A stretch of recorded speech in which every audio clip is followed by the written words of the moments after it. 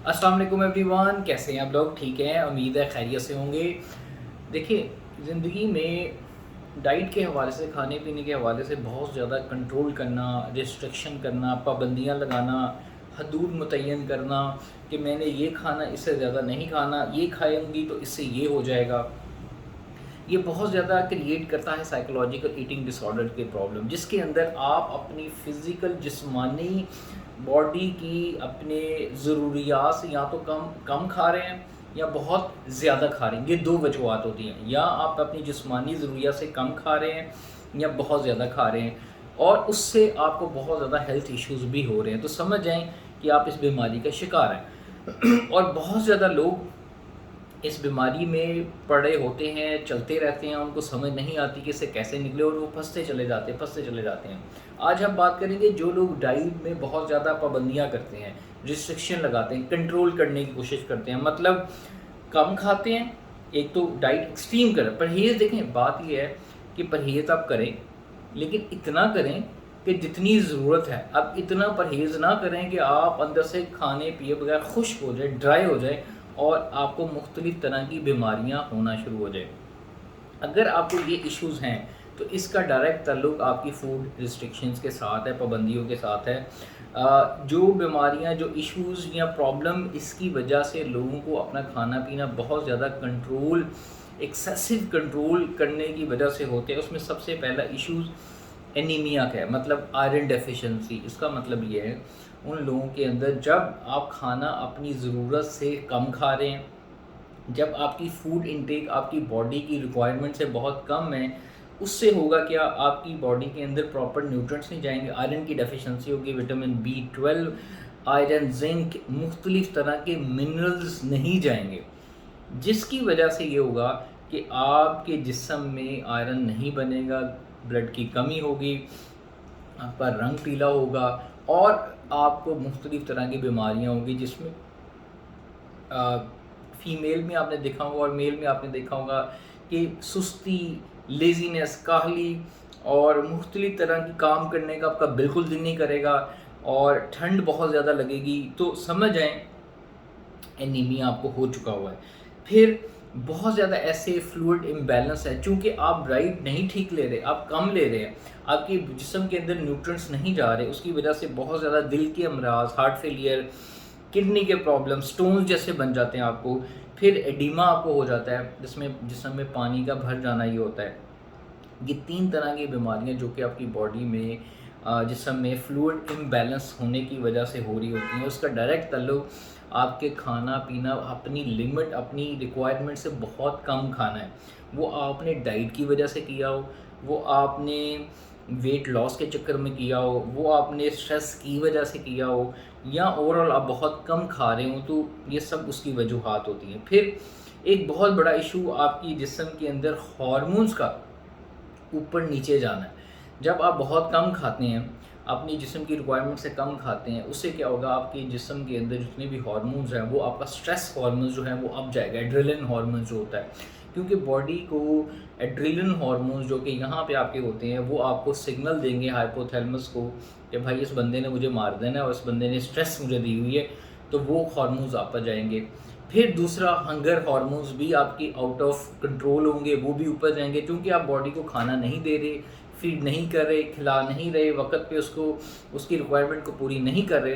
तो क्या होगा, आपका जो हंगर हार्मोन है, ग्रेलिन हार्मोन है, वो भी अप जाएगा। आपको हर टाइम भूख का एहसास रहेगा, और आप उसको शिद्दत से दबाएँगे, आप उसको कंट्रोल करेंगे, आप उसको कोशिश ये करेंगे कि यार मैं ना खाऊँ, आपके सामने खाने पड़े होंगे, खानों की तस्वीर, पिक्चर, वीडियोज़ देखेंगे, टेस्ट, स्मेल आएगी आपको हर टाइम के ऊपर, और आपका ग्रेलिन हार्मोन्स हमेशा हाई रहेगा।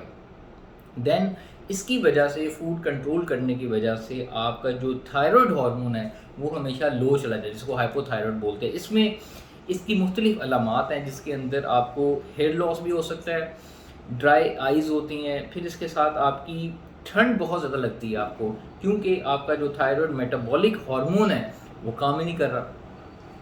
तो ये समझ जाएँ कि आपने अपना जो खाना-पीना है ना, बहुत हद तक कम करके रखा हुआ है। फिर आपके सेक्स हार्मोन्स हैं। स्पेशली फीमेल्स में मेंस्ट्रुअल साइकिल का रेगुलर ना होना, इरेगुलर हो जाना, इसकी भी मेन एक वजह है तब जिस्म के अंदर प्रॉपर एनर्जी लेवल्स आपका नहीं हो रहा, और मेल्स के अंदर टेस्टोस्टेरोन लेवल्स का बहुत ज़्यादा कम हो जाना, और फीमेल के केस में अगेन इरेगुलर साइकिल का हो जाना। और एक और इसकी बहुत बड़ी वजह फैट जो डिपॉजिट्स होता है, आपका फैट वाला कहाँ स्टोर होगा? नॉर्मल हो सकता है मेल के केस में टमी पे होना चाहिए, लेकिन वो बैक पे होगा, ट्राइसेप पे होगा,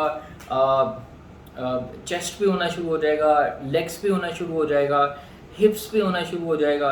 एब नॉर्मल एरियाज़ पे आपका फ़ैट डिपॉजिट जब होना शुरू हो जाए तो इसका मतलब ये है कि आपके अंदर जो सेक्स हार्मोन्स हैं उनके अंदर इम्बैलेंस आ चुका हुआ है, उसकी ये भी एक बहुत बड़ी निशानी है।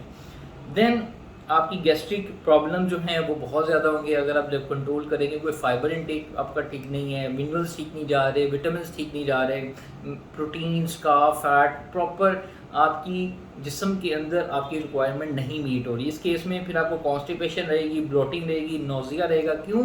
क्योंकि हर टाइम आपका जो स्टमक है वो कम खाने का आदी है, उसकी रिक्वायरमेंट ज़्यादा है और वो सिकुड़ना शुरू हो जाएगा, जिसकी वजह से जो न्यूट्रिएंट्स हैं उसकी एब्जॉर्प्शन में, उसकी प्रॉपर डाइजेशन में, फिर उसकी यूटिलाइजेशन में, उसकी असिमिलेशन में, मतलब एक खाना आपका आ रहा है वो प्रॉपर एब्जॉर्ब नहीं हो रहा क्योंकि उसके अंदर प्रॉपर मिनरल्स, विटामिन्स और कार्बोहाइड्रेट्स, प्रोटीन और कार्ब्स नहीं हैं।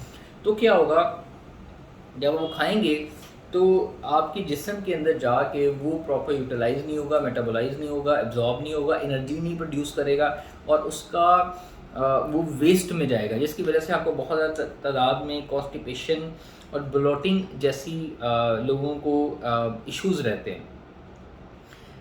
देन एक और बड़ा इशू जो कि आपका फूड रिस्ट्रिक्शंस की वजह से होता है वो है इंसोम्निया, मतलब नींद। या तो नींद आएगी नहीं या नींद डिस्टर्ब रहेगी, तो ऐसे लोगों को स्लीपिंग इश्यूज़ बहुत ज़्यादा रहते हैं। तो वो हमेशा नींद की कोशिश करेंगे, नींद आएगी। जब सारा दिन नींद आती रहेगी, रात को सोने लगेंगे, नींद नहीं आएगी, दिमाग बहुत ज़्यादा काम करेगा, दिमाग को ग्लूकोज चाहिए, एनर्जी चाहिए, वो आपने दी नहीं और आपने बॉडी को अपनी यूटिलाइज़ नहीं प्रॉपर तरीके से किया, तो आपकी स्लीप हमेशा कंप्रोमाइज़ रहेगी।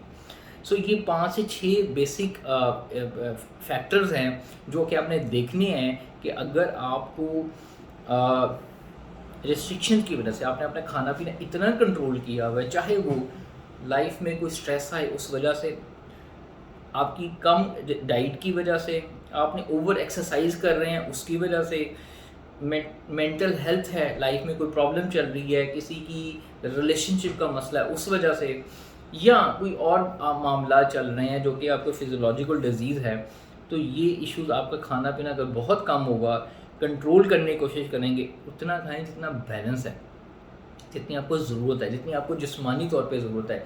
आप इसको बहुत ज़्यादा कंट्रोल करेंगे तो ये सारी बीमारियां आपको होंगी, और अगर आप इससे गुजर रहे हैं तो मेक श्योर अपना एक प्लान बनवाएं, डॉक्टर को विज़िट करें, न्यूट्रिशनिस्ट को विज़िट करें और एक प्रोफेशनल हेल्प लें। खुद से कोशिश करेंगे Google, YouTube, Facebook, Instagram, social media से अगर आप इस तरह की डाइट प्लान फॉलो करने की खुद ही ऑटोमेटिकली कोशिश करेंगे तो उसमें आपको जो आपकी इश्यूज़ हैं ठीक होने के बजाय वो और बदतर हो जाएंगे। अगर आप इससे गुजर रहे हैं, आप ये सफ़र कर रहे हैं, तो समझ जाएँ कि आपने अपनी डाइट को बहुत ज़्यादा खींचा हुआ है, बहुत ज़्यादा कंट्रोल किया हुआ है। उसको ठीक करें और इस वीडियो को ज़्यादा से ज़्यादा शेयर कीजिएगा, अपना फीडबैक ज़रूर दीजिएगा, दुआओं में याद रखिएगा। Take care.